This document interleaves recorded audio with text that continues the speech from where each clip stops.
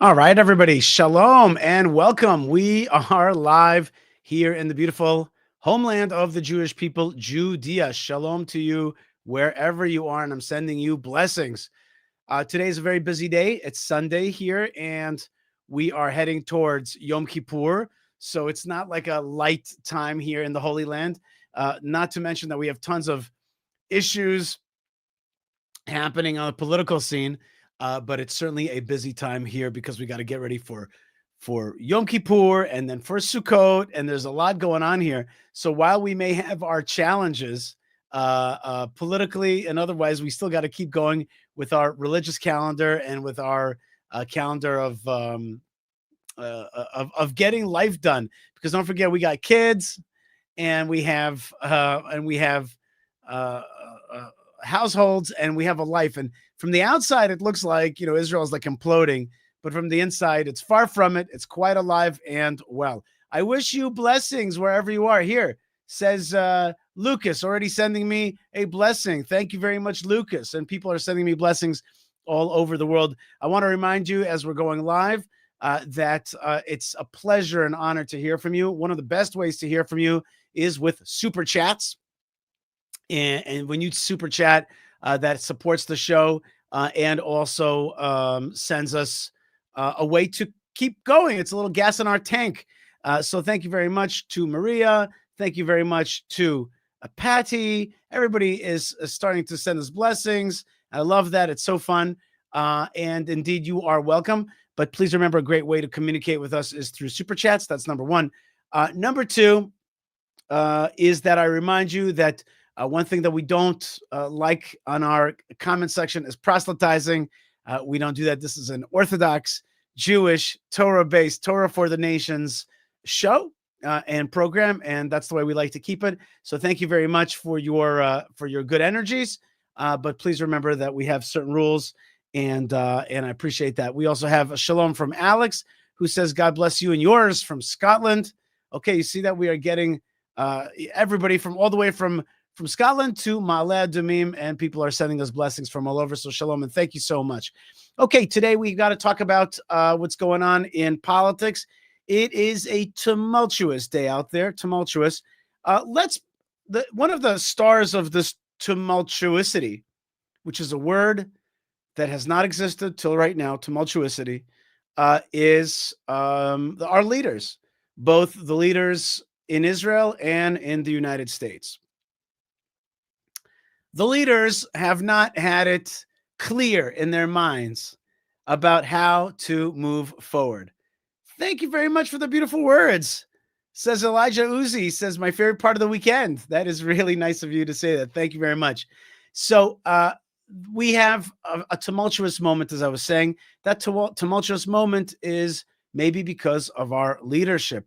Right now, there are rumors in Israel that Prime Minister Netanyahu sees no option but to put the Palestinian Authority to control Gaza or parts of Gaza. Is that true or not?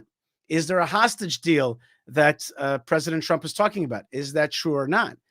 Is there a nuclear umbrella deal between Saudi Arabia and the nuclear power of Pakistan? Okay, is that true or not? How does that impact Israel? Well, these are serious things that are definitely on the horizon, and they've made the whole Yom Kippur, Sukkot energy doubly as energetic here in the land because we have got to contend with both the spiritual reality and the political reality.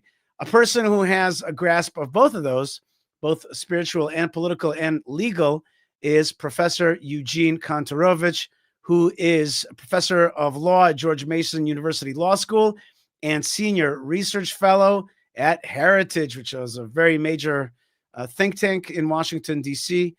Professor Eugene Kontorovich, thank you so much for joining us. Good to see you, Shai. I think we hear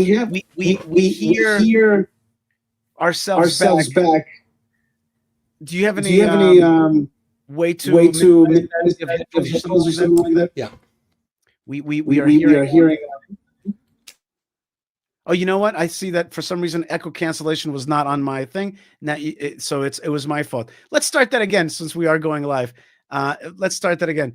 we have somebody with us here who understands both political, legal, and spiritual things.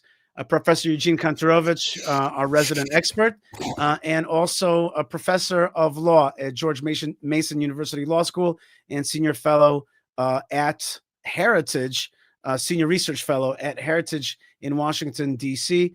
Eugene Kontorovich, thank you so much for being with us. Good to see you, Shane. Okay, so there's a lot going on out there. There's a lot of tension in this world. Let's start with this little notice thing, which is Pakistan and Saudi Arabia signing some kind of accord, a military accord, which seems to be a nuclear accord. Tell me what you know about that. I don't think anyone knows much. I think, we only know what they want us to know. It could be, I think it is unlikely mutual defense agreement, simply because neither of them actually has any incentive to come to each other's defense. They're totally different countries with different interests. They may want to share nuclear technology. Saudi Arabia has long been interested in having a nuclear bomb. J.D. Vance famously said that Britain is going to be the world's first Islamic nuclear state, but he missed Pakistan, and Saudi Arabia, wants to give England a run for its money. Okay, that's a great line about England. But I read in Time magazine an article there that basically said this was a shot over the bow of the American hegemony in the region and a concern that Israel's growing too big. There's some feeling, Eugene, that the whole like Abraham Accords thing is very shaky right now. It just feels that way, and maybe I'm wrong.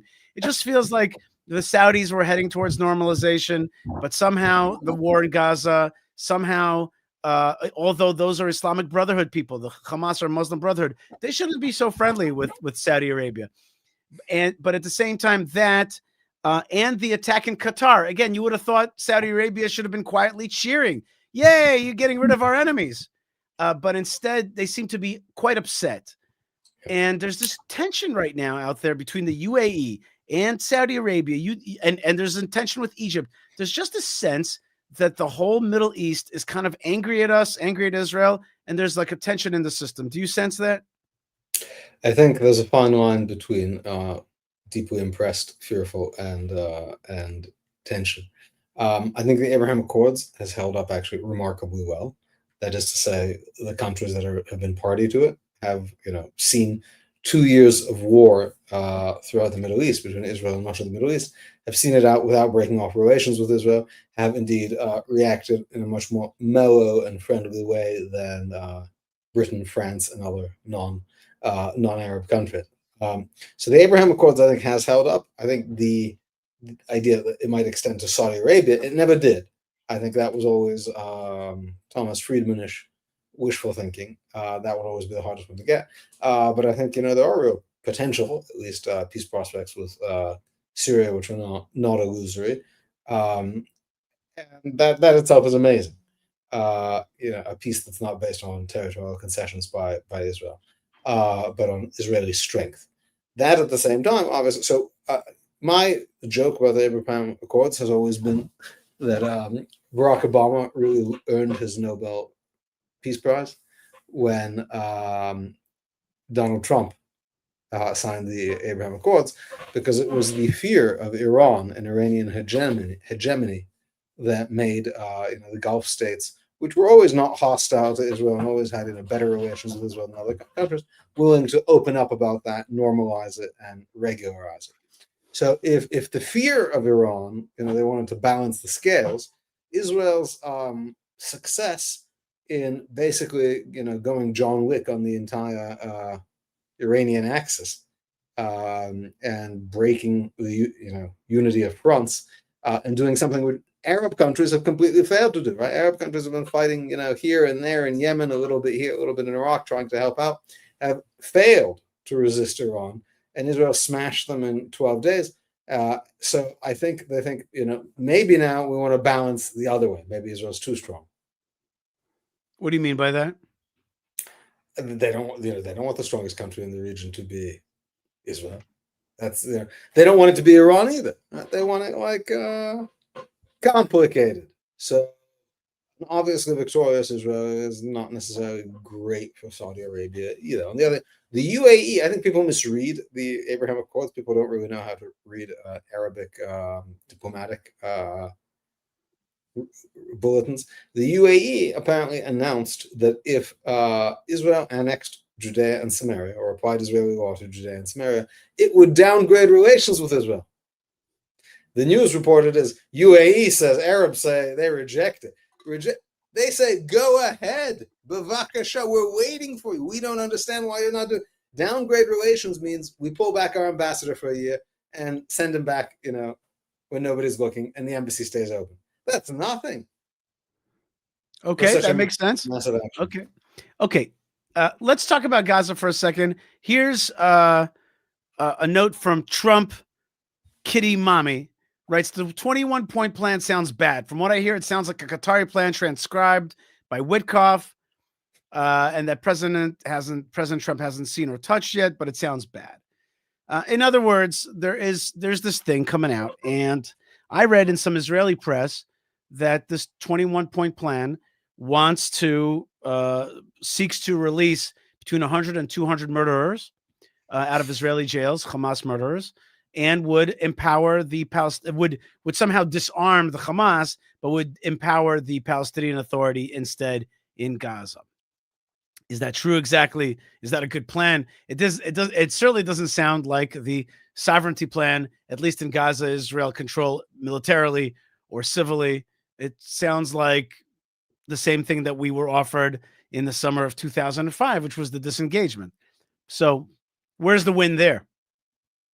Look, the plan is not a Trump plan. The U.S. government has not released it, has not endorsed it, and it's been floated to the media in a way that the way these things work is, if you want something to happen, you release it to the media because it then becomes a focal point, right? So now everyone's talking about the 21-point plan. That's sounds normal if Israel gets away with 10 points, right? It's like doing good. So it's definitely a framing device, the release of this. And it's entirely bad, this plan. It's basically bad in every single provision. It does seem like it was written by the Qataris, because one of the paragraphs is Israel shall never attack Qatar. Really? What if Qatar organizes armed invasions of Israel, as in fact it has done? Also, then you can't attack Qatar. That's a massive concession on Israel's national sovereignty. It doesn't say, by the way, Qatar shall not organize attacks on Israel. So that's the inequality is blatant.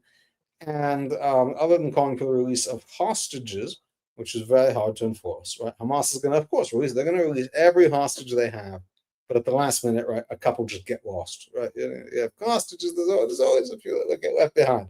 So there's no enforcement mechanisms. There's no insurance that Israel is going to execute this. Rather, enforcement is left to everyone who's failed before. Multinational security forces. That's why it's clear this is not a Trump plan. Trump just put the kibosh on UNIFIL, the United Nations-led peacekeeping troop force in Lebanon, because they have completely failed to do anything about Hezbollah. So why is a mixed Arab force? Sorry about that. Why is a mixed Arab force going to do any better with regards to fighting Hamas in Gaza? Are they going to fight Hamas in Gaza? That's hard to believe. To protect Israel. So it's and then it links this all to a Palestinian state, and even weirdly says that Gazans should be encouraged to stay in Gaza even if they want to leave, which is the opposite of what President Trump has said, and also seems to be if you're not allowed to encourage people to go because that's ethnic cleansing, isn't encouraging them to stay mass incarceration? Okay, so but here's Trump. I'll play the video. It's a little bit, the sound is a little bit funky in the beginning because there's like a jet noise or helicopter noise in the background, but it gets clear. Let's watch it together. Deal on Gaza. How are you? Hello, Peter. And it's looking like we have a deal on Gaza, and we'll let you know. Mr. President. I think it's a deal that will get the hostages back. It's going to be a deal that will end the war.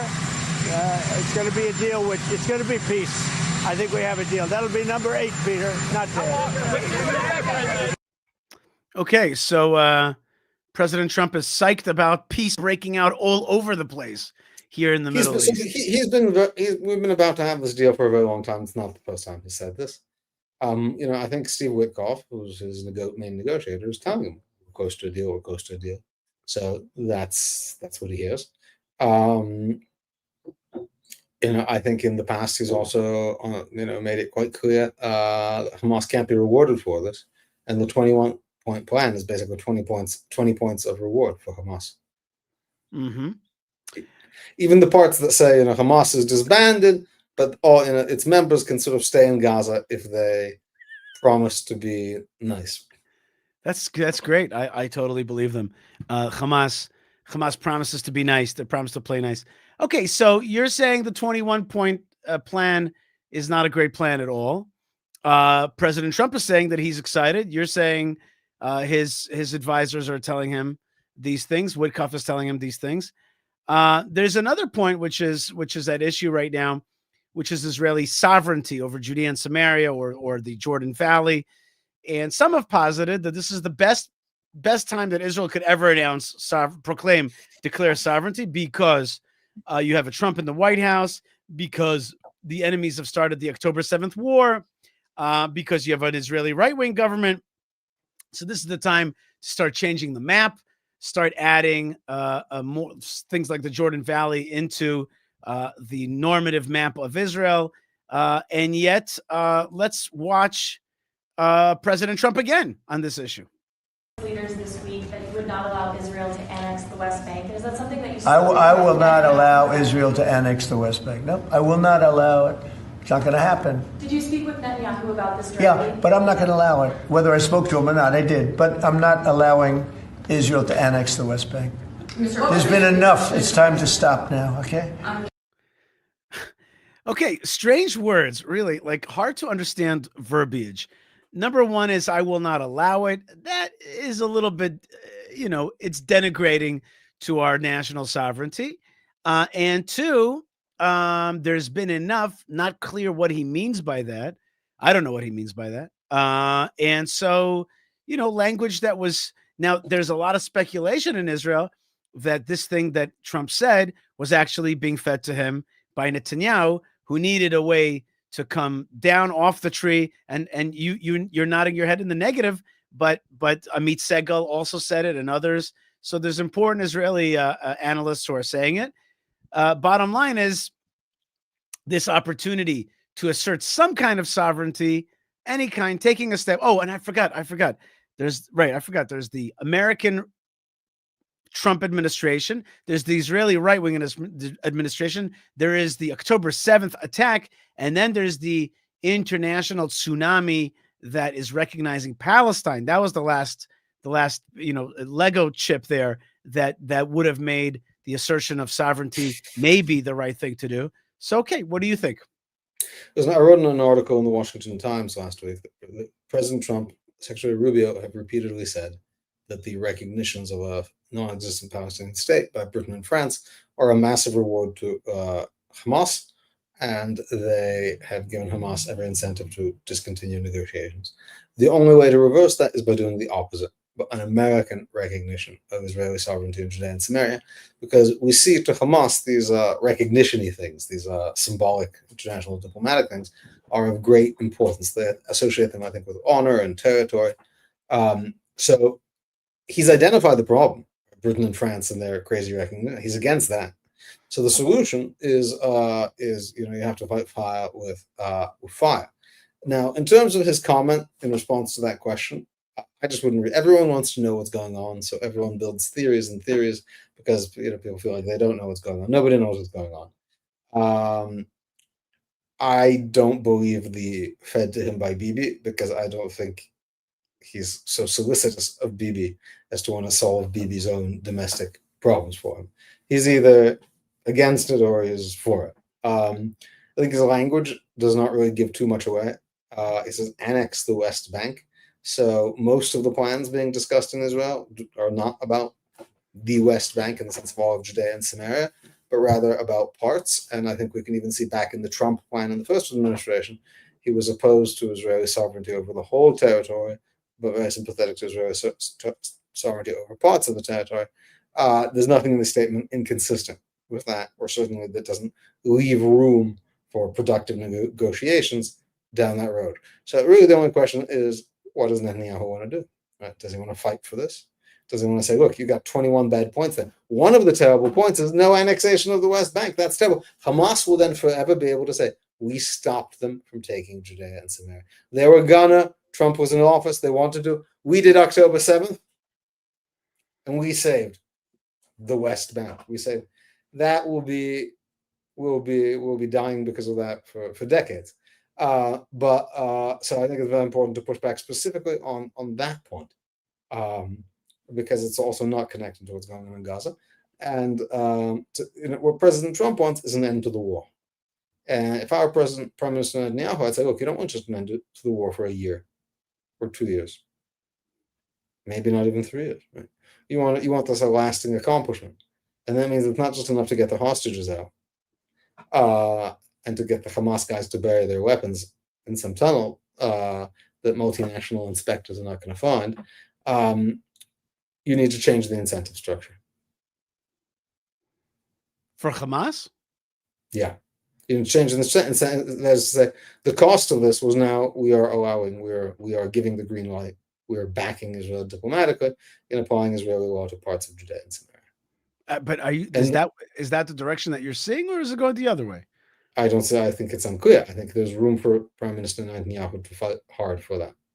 You know that the some of the mayors of Judea and Samaria flew out Saturday night to protest or to make their voices heard. I happen to be in one of the towns here in Judea on the council, and had to vote whether the mayor should fly out.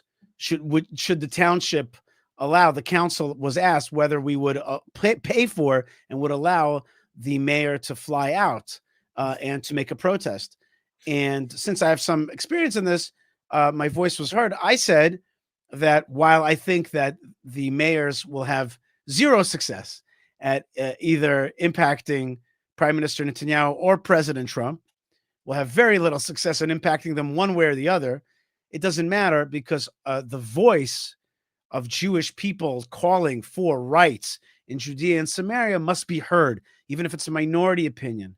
It should be heard. And so I'm willing to pay for our township from Judea to send out our mayor in order just to make that voice articulated, that minority opinion, or maybe it's a majority opinion, but that opinion heard, so that it'll be heard for generations, that at this moment we didn't sit silently, but said our piece. We said, we are from here. We want to be here. So my question to you is that calculation correct, you think? And in general, like how do we live in a moment where much of the world is voting to recognize a different sovereign in this very land that we live in?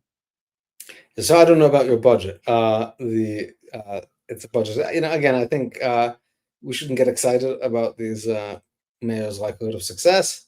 I think they need to be very careful to not criticize President Trump or to think that they're great diplomats. But we are in a both difficult and promising situation. And I just want to remind us how many times we've been through this news cycle. I'm old enough to remember when Haaretz was gleefully writing, you see, Trump hates Bibi and Trump's cutting him off and there's not going to be an attack in Iran. And the whole world, he thinks Bibi is the worst. He's figured out how bad Bibi is. Okay. So look, a lot of people want us to believe that. Which means it may be true, but when it's like a Chicken Little thing. We've heard about this, many times before. I think President Trump clearly wants an end to the war, and the hostages are a massive vulnerability for Israel. If Israel says it cannot end the war without the release of the hostages, it cannot win the war without the release of the hostages, then it's positioning itself to give up on a lot of other essential security interests. Well, let's speak that out because I want to say this like as honestly as possible. One way of thinking about the hostages is that they endanger our soldiers because we're fighting for them to survive and our soldiers are getting killed, and there's some kind of moral problem with that. And in a sense, the hostages are a thing that keeps us keeps our soldiers dying on the one hand. On the other hand, no. Wait, on the other hand, no. The hostages are the thing that's keeping us fighting.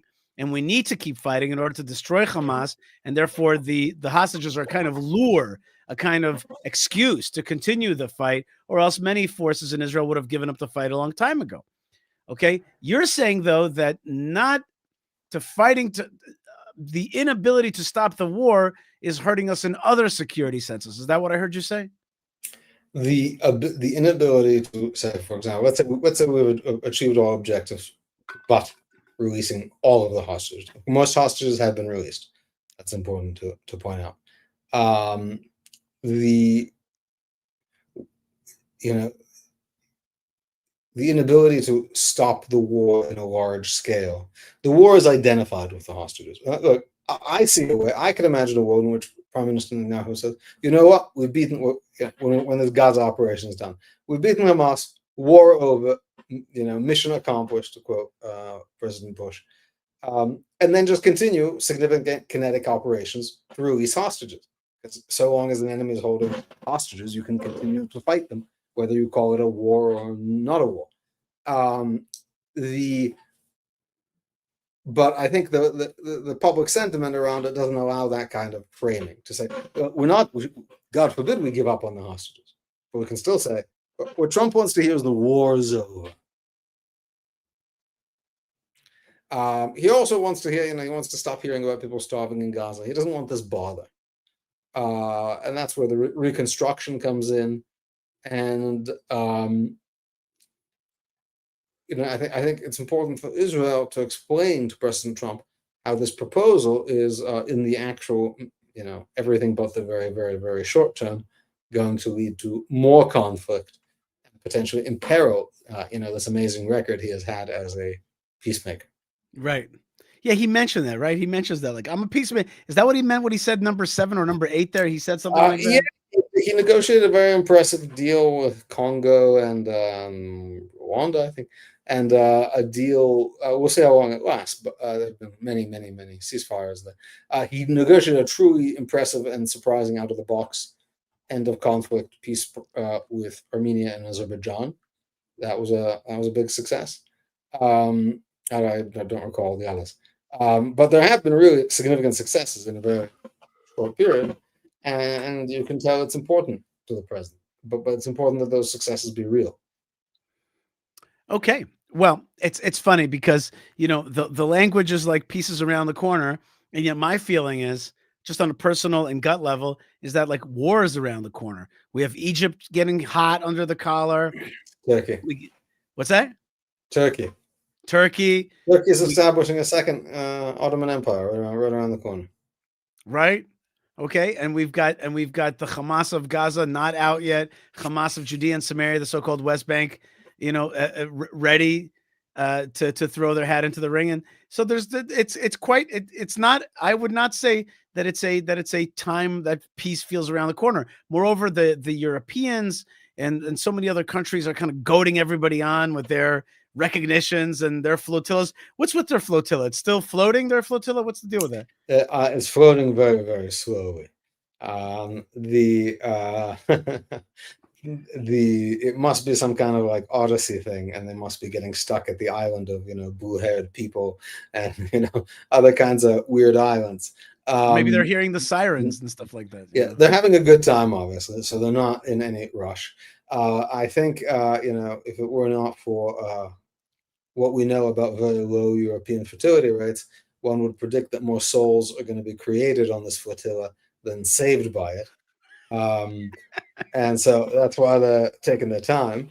It's a publicity stunt. The Spanish Navy, it turns out, is a publicity stunt. This vessel that they're sending, the supposed warship, has I believe one 78 millimeter deck gun and 2 mounts for like 50 caliber machine guns.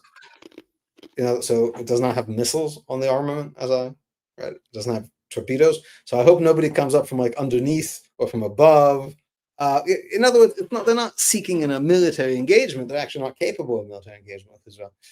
What they're seeking is a kind of the Western version of Gaza, right? Instead of Gazans allegedly dying, Western human rights activists allegedly being hassled by Israel, and mostly personal gratification and yeah, like that. It is also an act of war. What they're doing, it's a very silly act of war. Very environmentally terrible, by the way. 50 little boats instead of one big like tanker should really offend Greta's sensibilities. Well, I she hope. seems to have been booted off. She's not part of the team anymore. She's not Oh, I didn't cool. notice that. She must be hard to have on a boat. Yeah, yeah. She's very demanding and has a lot of maybe I don't know restriction. I don't know. In any case, she's gone. All right. One last question I have for you. Let's see if it's this one. Yes. Today's Israel National News reports death penalty for terrorist bill approved in first reading. National Security Committee met this morning to discuss the bill that would impose the death penalty for terrorists. The coordinator of prisoners and missing persons, Gal Hirsch, came to the debate and expressed opposition to the law's promotion now, which is interesting. But this is one of the babies of Minister of National Security Itamar Ben-Gvir, and I wanted to get your take. Is this a bill whose time has come? A bill that's not in its right time? Of course, the time has come to say that we will. The longer these terrorists are kept, so the harder prosecution becomes. Justice delayed, is not good, and it's crucial to push this forward. Israel does have a death penalty. It's not the case that it doesn't have a death penalty. It has been negligent in the application of this death penalty. It would be a permanent moral stain, I think, on Israel to not do justice against these people.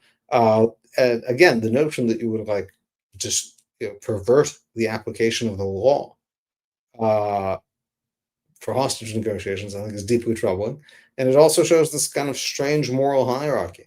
Why is doing the right thing for the families of the hostages, which is super important, but why is it more important than doing the right thing for the many, many, many, many, many victims' families? Whose murderers, rapists of their family members are lapping it up in prison now.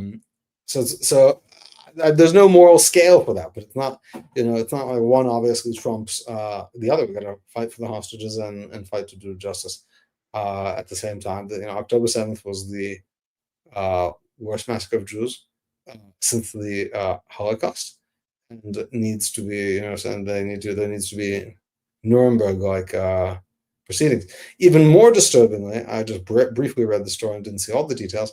The legal advisor of the Knesset committee that passed this gave them a yellow flag for not talking about it the right way. So there's a thing in the Israeli Supreme Court made that a Knesset law is only valid if they really deliberate properly, which means they talk enough and really hear all. Now, that's not in the law anywhere. So who decides what's adequate? So it gives the courts the ability to strike down anything, saying, given how important this issue is.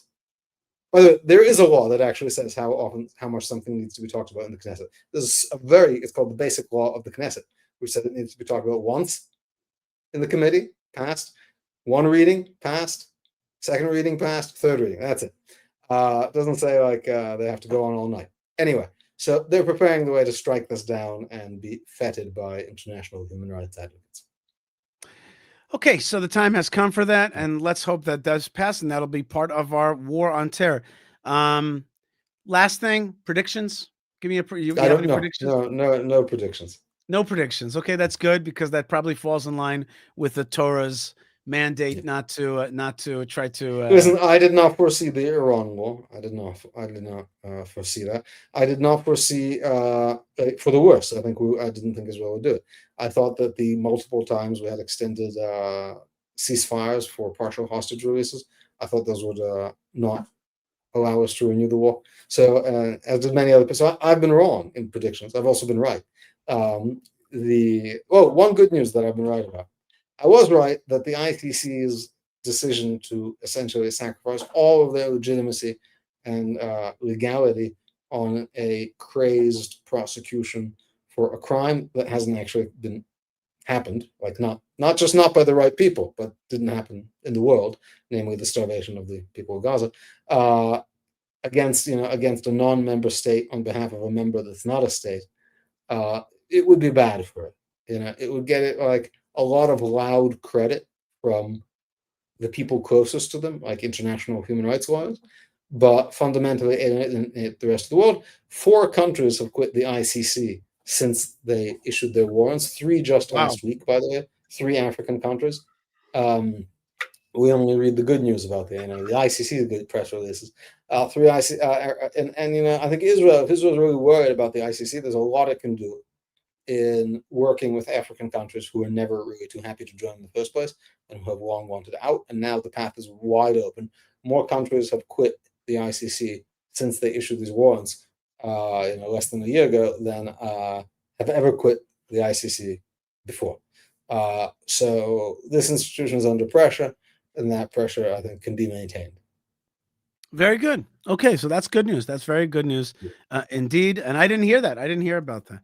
Okay, so we shall be hopeful, and of course, so we're going to keep the pressure on. The mayors of Judea and Samaria are in Washington. Netanyahu is meeting with Trump. What is it, tomorrow? And we have a big meeting with the big boss this Wednesday night, Thursday, with Hashem, with God Almighty. It is Yom Kippur, the big day of Jewish prayer. So we've got a lot to ask for. And there's also bad guys. They're in the water trying to shrink and destroy the Jewish state. Sharks are in the water. But Am Yisrael Chai, we want to thank you so much, Professor Eugene Kontorovich from George Mason University Law School and from Heritage in Washington. Thank you very much for being with us today. Thank you. Take care, sir. Shana Tova, God bless you. And thank you so much for being with us. And thank you so much for being out there. I want to thank my producer, Yo, who's on the road, traveling and yet still joining us here. Thank you so very much.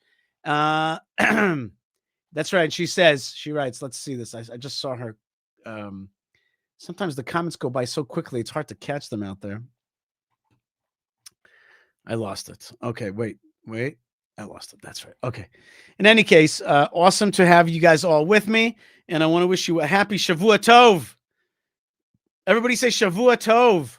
Happy New Week. And everybody say Shana Tova.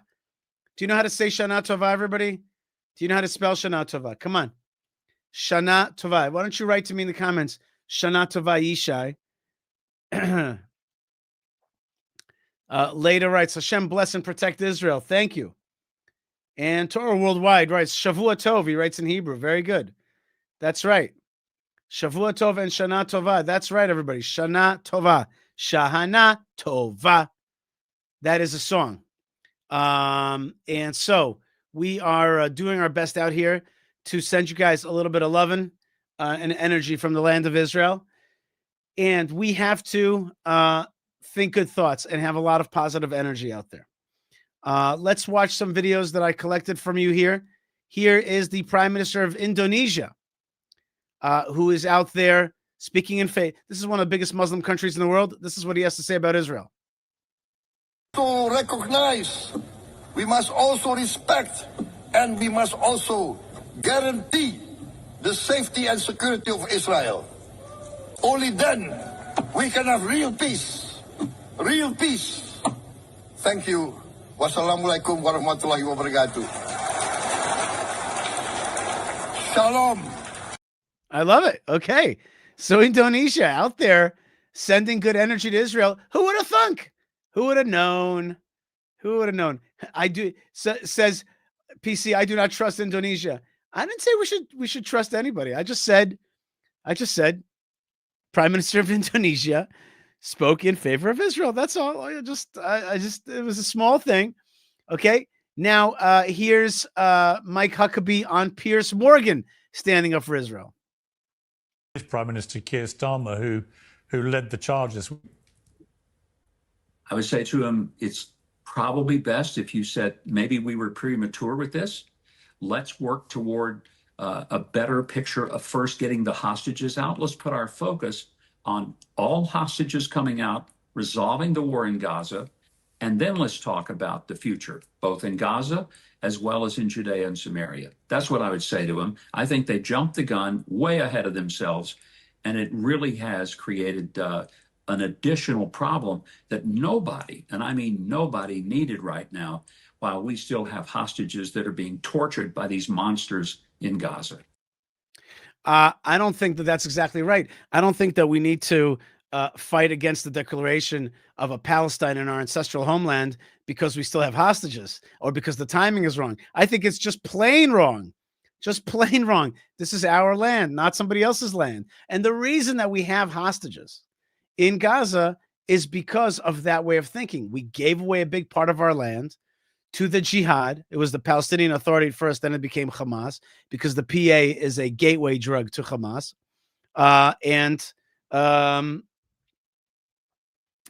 And one second, I wanted to bring Nadia in. One second. I'm here. I'm on my own, doing my own teching. Okay. In any case, yeah, that was not. I don't like that language at all. I think that Huckabee should have said to Ambassador Huckabee should have said to Piers Morgan, like, yeah, and to Keir Starmer through Piers Morgan, yeah, they should never declare Palestine on Jewish land. Somebody who's been fighting the idea of Palestine on Jewish land for a long time is Nadia Matar. She's one of the co-founders of Women in Green and the co-founder of the sovereignty movement, which brought into consciousness the idea of Israeli sovereignty over Judea and Samaria. In many ways, something so simple, so plain, but it needed a word, it needed a title, and that's being fought right now on the international stage at this moment. Nadia Matar, welcome to the show. Thanks so much for being with us. Yishai, I can't hear you well. I overheard you said something about sovereignty, so I assume you're talking to us, but can you hear me? That's right. I hear you great. You sound great. You sound very good. You sound very good. You sound as if you're you sound as if you're in an aquarium in Gaza. Nadia, can you tell us what the fight is about right now over sovereignty? Is sovereignty something that could happen right now? If our prime minister wants it, then it can be done with no problem. It depends on our prime minister, who we have to give him the strength and the courage to do so. People have to understand, as long as there's no sovereignty, then Israel basically passes on a message that we are not sure that Judea, Samaria, and Gaza are ours. Meaning the application of sovereignty is not a luxury. It's not something whether we should think about it. It is not enough to have hundreds of thousands of Jews living in Judea and Samaria, because as long as there's no sovereignty, God forbid, a Palestinian state can be created, God forbid. And also one can even uproot Jews, because the moment you don't apply sovereignty, you basically are saying... Oh, we just lost her for a second. Let's see if we could get her back. Nadia's just dropped off. Maybe she's an aquarium in Gaza. I don't know. It's not me. Let's see if we could get Nadia back. In the meantime, Yishai Fleischer is with you. Hashem is with you, says Jesse Tang. He says, sovereignty is how Israel protects itself. Hold on one second. Let's see if we can get Nadia back. Nadia, we need you. Are you back? There you are. Okay, let's try again. Go ahead. Keep going. I'm in an area without sovereignty. You see, there's very bad connection. That's right. Okay. So when Nadia, you don't have sovereignty, yeah. Go ahead. Go ahead. Bevakasha, go ahead. My. And well, let me try to go outside. Yeah, that's good. Okay, good. I'm trying to change a place. Maybe you can hear me better now. I hear you great. I hear you excellent. Go ahead. Look at your beautiful Judea in the background over there. Nadia, we hear you. Go ahead. Go ahead. So what I'm trying to say is that the application of sovereignty is basically a declaration by the state of Israel, and a vote. It has to be done with a vote in the Knesset or a vote in the government, where the majority says, we vote that Israeli sovereignty should be applied over Judea, Samaria, the Jordan Valley, and we in the sovereignty movement also call for the application of sovereignty over Gaza. Yes, Gaza is also the land of Israel. We have to have one sovereignty between the river and the sea, only Israeli sovereignty. Can it be done? In a minute. The government of Israel can do it within a minute. We need to convince and remind our prime minister that the majority of the Jewish people is in favor of it. The majority of the Knesset voted in favor of it. The majority of the Likud ministers voted in favor of it. And therefore, he has all the backing. And we have to remind our prime minister that sometimes also decisions by great leaders in Israel were taken, even though our friends sometimes didn't agree with it. Look at Ben Gurion, who declared for the creation of the state of Israel, even though the Americans weren't in favor of it, and 7 minutes later they accepted it. And look at Ben Gurion, at Menachem Begin with the application of sovereignty, or whether with the bombing of the Oziraq and other things. We have to do what is good for us, for the Jewish people, and explain afterwards that it is also good for the Western world, because the moment we apply sovereignty and we make it clear to the Arabs that they will never be rewarded for butchering Jews, and that they will never have a Palestinian state, because we know they want a Palestinian state to destroy Israel in order to continue their plan of turning Europe into Eurabia, London in Londonistan, Paris in Paristan, and then America and Australia. So when we fight against the Palestinian state and in favor of sovereignty, we fight for the survival of Western culture, of the Judeo-Christian civilization. And if we have to choose, as Minister Eli Cohen said, between the Abraham Accords or peace with Saudi Arabia or sovereignty, we should choose sovereignty. But as Eli Cohen also said, why should we choose? We should have also sovereignty and also agreements with Saudi Arabia and Abraham Accords, because they should not, one doesn't oppose the other. We have to be strong and continue with agreements, and you'll see people respect themselves. As long as we don't have sovereignty, that means we don't respect our right to this land. And otherwise, it's so crucial. There's now a few people on the right who are trying to say that sovereignty should be weighted. Just lost her, as just she was about to explain about people on the right who have got some different opinions on this issue. Okay, we'll wait for her to come back. We lost her. That's right, we lost her, but she is alive and well. Don't worry, she is strong, and Am Yisrael is strong. But I think her point is very clear, and I want to make it. Hold on, here she comes back. Just 1 second, friends. Okay, Naja, go ahead. You were saying. Yeah, I don't know why I'm here. I thought we go on. I don't know why this happens. It's okay. It's all right. It's technology. We're doing our best. You were saying that some people on the right are not happy with this idea right now. Why is that? They are saying that we should first focus on expelling all the Arabs and all kind of wishful thinking, or we should wait till we apply sovereignty also over the, Jordan and things like that. We are all in favor of it, but that's very far-fetched, and people have to understand. And we should be busy just with settlement. That's enough. So to those people, we have to remind that with all the beautiful things that the settlement enterprise has done, all the beautiful communities, still, till 2 years ago, we only took over 3% of the land of Judea and Samaria. All the beautiful communities, Ma'ale Adumim, Gush Etzion, Ariel, and the Shomron, etc. Till 2 years ago, we only took over 3% physically of the land.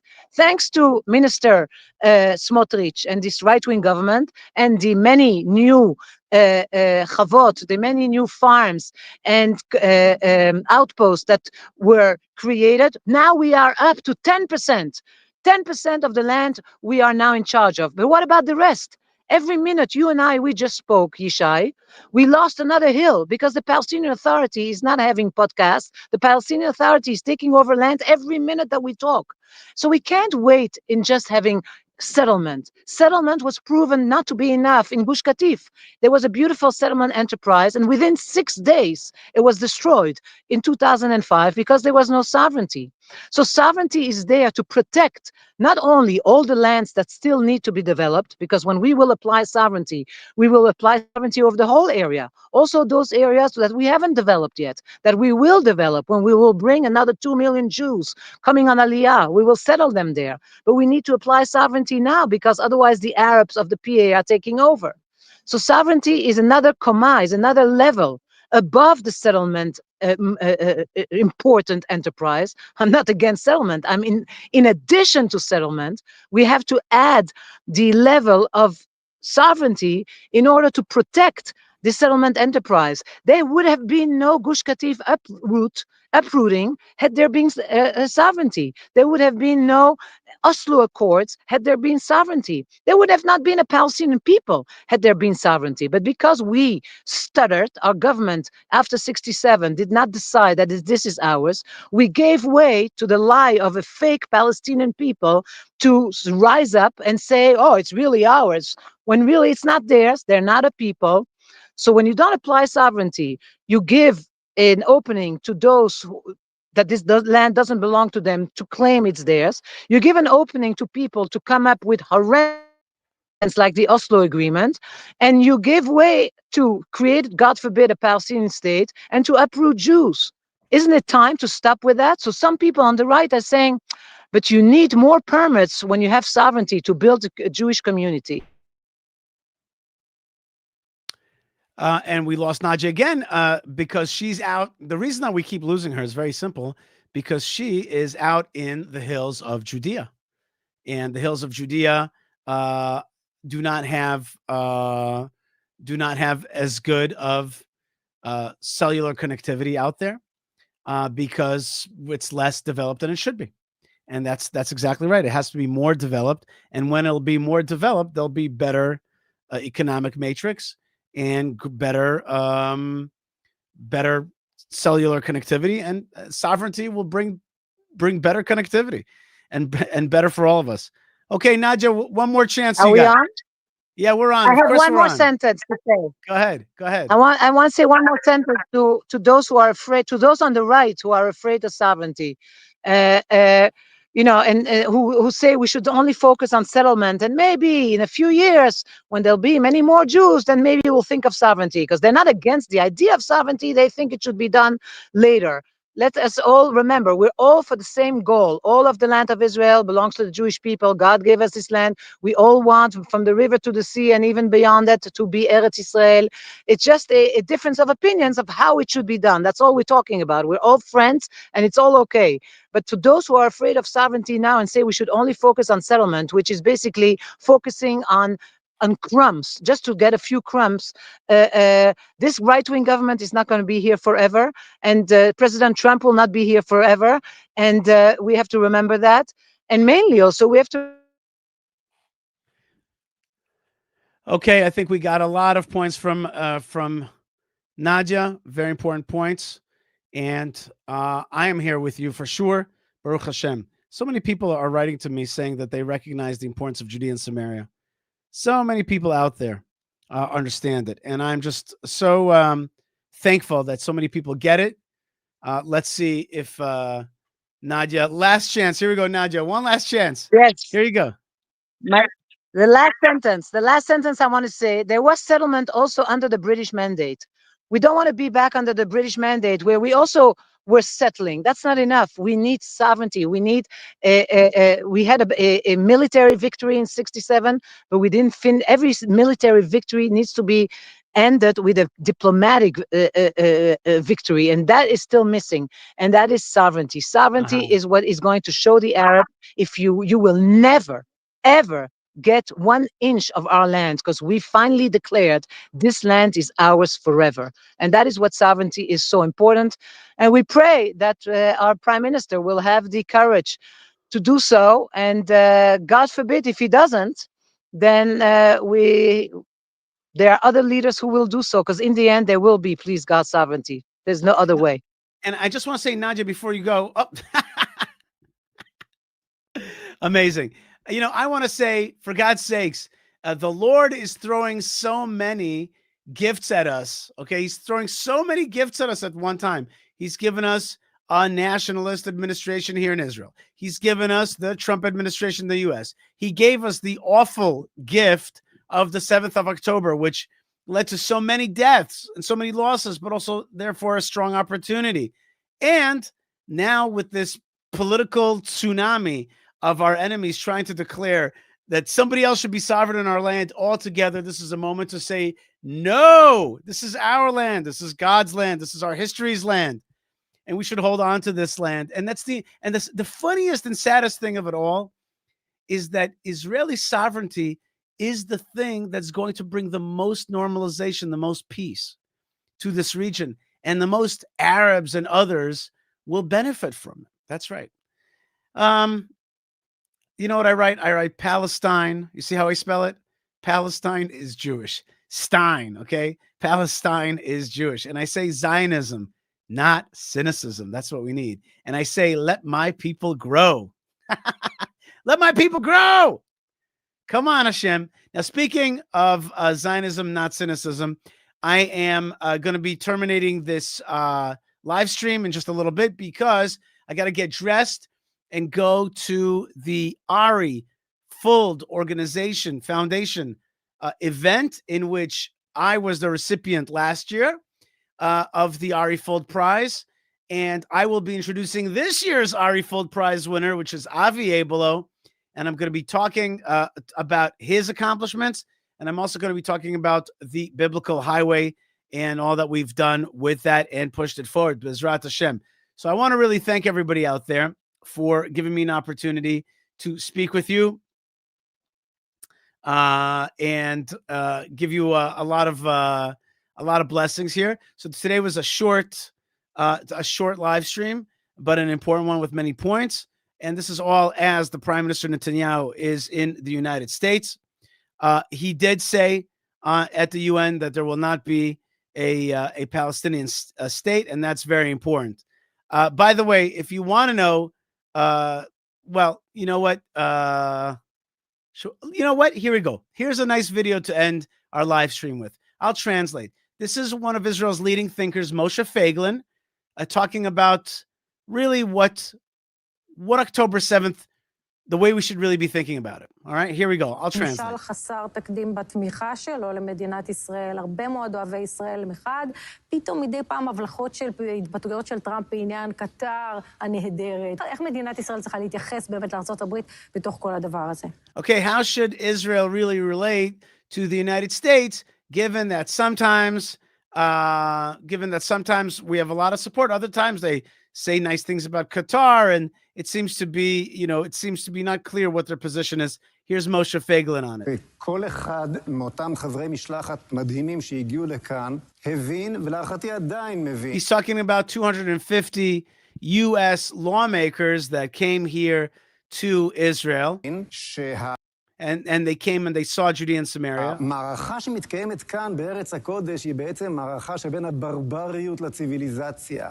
זאת אומרת, המערכה שמתנהלת כאן שומרת גם עליהם שם בארצות הברית. Okay, so he says that our war here actually defends people in the United States and defends civilization in general. ומה שאנחנו צריכים לומר לאנשים הללו, זה לא לקחת אותם לנובה ולהגיד להם, בואו תראו כמה אנחנו מסכנים, תגנו עלינו. מה שאנחנו צריכים לומר לאמריקאים הוא בואו... So what we don't have to tell the Americans, come and protect us. Look how horrible things are. Look how bad things are. Look what happened at the Nova Festival on October 7th. That's not what the message that we should be sending them at all. The message should be, come and link up with us to build the land of Israel, to build the state of Israel. As a Jewish regional superpower. And that reminds me, before I finish off, I have a little message for Saudi Arabia. But okay, so says Moshe Feiglin, what we should be telling the world and the Americans is, come join in the awesome project of building a Jewish state. אני חוזר ואומר, משום שכשאנחנו נהיה כאן, בארצנו המובטחת, מעצמה, אנחנו נשמור... When we shall be in our land as a power and a superpower, על אותם ערכים שבנו את אמריקה. We will be upholding the values that built America, but really the values of civilization. מפני תהליכי התפוררות שאנחנו רואים אותם היום בכל המערב. Okay, and he says that the West is having a disintegration symptoms and we will actually be sending them a signal that yes, you can. You have hope. You have a hope for your civilization. What do you need? You need to stand up for a strong Jewish Israel, a strong regional superpower. And Daron writes, Aliyah now. That's right. Jewish people can come home and be part of it. That's for sure true. Okay. And so let me, and I have a friend actually who asked a question. 1 second. First thing, I want to thank Heidi Dragonfly for super chatting. Thank you so much. And thank you very much, Jay Partner, for super chatting today. Thank you so much. And my good friend Enoch says, Yishai, do you have insider info whether Feiglin will be returning to elections? Absolutely. He plans on running, and he's a great mind for sure. And we have another support, which is a super sticker from Leda Mendez. Thank you very much. So, and I send all those who super chat, I send you double blessings. And all those who chat, I send you big blessings. And may Hashem be with you and be strong with you. I want to finish off the live stream just with a little message to Saudi Arabia. I have a loving message to Saudi Arabia. I know, dear Saudi Arabia, dear Mohammed bin Salman, I know that you have an ambivalence vis-a-vis Israel. I know that on the one hand, you want us to help you shrink the danger that you face from Qatar and shrink the danger that you face from Iran, from the mullahs of Iran. And I know that you're against the Muslim Brotherhood and jihadism. And so therefore, you are interested in supporting Israel and joining the Abraham Accords. You let us overfly over Saudi Arabia, and we appreciate that. That makes a big difference. And I know there's Jewish people involved even in the Saudi Arabian economy. But on the other hand, I know the ambivalence. I know the other side. I know that you're afraid of a too big of Israel. You don't like to see Israel killing Arabs in Gaza, even though you know that they started a war with us. You're afraid that Israel will be a power in Judea and Samaria, in Gaza, regionally, and you're certainly afraid of Jews on the Temple Mount, even though you know Saudi Arabia, even though you know Mohammed bin Salman, that for you, the Temple Mount in Jerusalem is not something you want to see a competing mosque to Mecca and Medina. You know that was just created to compete with your property, your key to Islam, which is Mecca and Medina. So you know that the Temple Mount it's not something you're actually interested in seeing the Jordanians control and creating an alternative to Mecca and Medina. But at the same time, you're ambivalent. So let's do it again. On the one hand, you see us as fighting Qatar. On the other hand, you see us as fighting, on the one hand, you see us fighting Qatar and Iran. And you see us as fighting jihadism. And you see us as pushing back on a Jordanian idea of an important Muslim site in Jerusalem as opposed to Mecca and Medina. But on the other hand, you don't want to see Israel too big, too powerful. You're embarrassed about that. You still, you don't want to see Israel killing too many jihadists because that makes Israel look powerful and hard on the Arabs, and that hurts you as the leader of the Arab world. I get that. But let me offer you a different proposition. At the end, you see that you can't get rid of Israel. The Arab world has fought for 100 years to get rid of Israel, and Islam has fought for 1,400 years to be the dominant religion and suppress the weakened Jewish people and weakened Judaism. But now we're back. And it's either us or the jihadism that wants to bring your country down. It's either Israel or Iran, Israel or Turkey, Israel or Muslim Brotherhood, Israel or ISIS. These forces want to destroy you. And now that's politically, right? Israel is going to back you, give you strength in Saudi Arabia. Even though we have different religions, even though our peoplehood has been in war for a long time, a strong Israel, together with strong Arab countries, is the way towards peace. It's the way towards prosperity for our peoples. And I know, Mohammed bin Salman, that you are more than just, a strong man. I know that you see yourself and feel yourself, and I think rightfully so, as a leader of the Arab world that wants to modernize, that wants to bring the Arab world into the next century, into success, into financial success, into prosperity. into spiritual success. I say to you, you're only going to achieve those things if you help the Arab world get away from jihadism and into modernity, prosperity, forward-thinking technology, education, water, and of course, spirituality of a brotherhood under the banner of our shared father, Abraham. It's time to put down the forces of hate. The forces of hate have been destructive to the Arab world. It's time to let go. It's time to choose a side. Choosing to kind of be with Israel, but then again, kind of support its haters. Choosing to, make a nuclear pact with Pakistan. Better make a nuclear pact with Israel. Israel will be a far better protector for you than the folks that are in bed with China, in bed with Russia, in bed with Iran, your enemies. Saudi Arabia, the only thing you need to do is to accept that the Jewish people are part of the family of the Middle East, part of the children of Abraham. You be Ishmael, we will be Isaac, and with a union between us, there will be a future. A war against us will mean the downfall of the house of Saud. Israel shall not fall. Use your eyes. Shuf, look with your eyes, and you will see that Israel is not going anywhere. And submit to the will of Allah. Yes, Allah loves his children, and he loves the Jewish people and the children of Abraham. There is no point in making that war. It is against the will of Allah. It is against the will of the future, the children of your Arab peoplehood, and it's against the interests of the house of Saud. It's time to push forward with normalization and the Abraham Accords. It's time to see Israel victorious over the jihadists of Gaza and the so-called West Bank, Judea, and Samaria.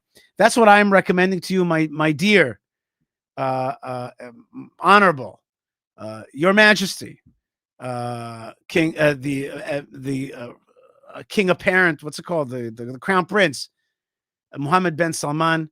With respect, it's time for you to accept that Israel is part of the family of your nation, part of the family of this region, part of the Middle East, part of the children of Abraham, part of the will of Allah, and part of your better future. If you go to war with us, all will be lost for you, but Am Yisrael will be chai. The Jewish nation will continue to live. All right, I want to also thank Yo, who's on the road. Yo gave $18, says, thank you, everybody. It was great to see you, even though I'm in the middle of the airport. And hopefully we'll see you next Sunday. Shana Tova. We got a new member. Heidi Dragonfly became a YouTube member. And Yossi Santana sent us a super sticker and great ways to support the Yishai Fleischer Show as we're broadcasting live from Judea. As I've noted, it's time for me to get dressed and go to a big event. Before I do, I just want to remind you to please like, subscribe, comment, become a member, and check out our web store at Yishai Fleischer TV. And you can support directly our broadcasting through buymeacoffee.com/Yishai. Just buy me a cup of coffee. I'm out of liquid here also. It's just ice. Okay, got something out of that. Good for me. Okay, that was good. And also don't forget to join us for the big projects, fightforisrael.org, fightforisrael.org. All right, I am wishing you blessings from the land of blessings. Book your ticket to visit. Doesn't matter if you're booking it 5 years out. I don't know if you could do that, but I'm telling you that Israel is going to be strong. And when we get through this period, you're going to see an amazing light that's going to come out of Jerusalem. Here's a secret. Jerusalem is being built big right now. And when we come out of this dark time, there'll be an amazing light that comes from Jerusalem. You know why? Because Allah wills it. God wills it. He definitely wills it, and it is happening in his will. 2,000 years we've been in exile, and now his promise is coming to fruition. God bless you, folks, wherever you are. I'm sending you blessings. I'm sending you love. I'm sending you communication, and I'm sending you inspiration that you could be part of broadcasting the strength of Israel. God bless you wherever you are. Sending me love right back to you. XOXO. All right, and that's right. And says Book Mouse. He says, yes, come and visit Israel. Lots of building in the city. That's right. God bless you, folks, wherever you are. Stay strong, stay connected, stay part of the story. Lots of love and shalom from the beautiful land of Israel.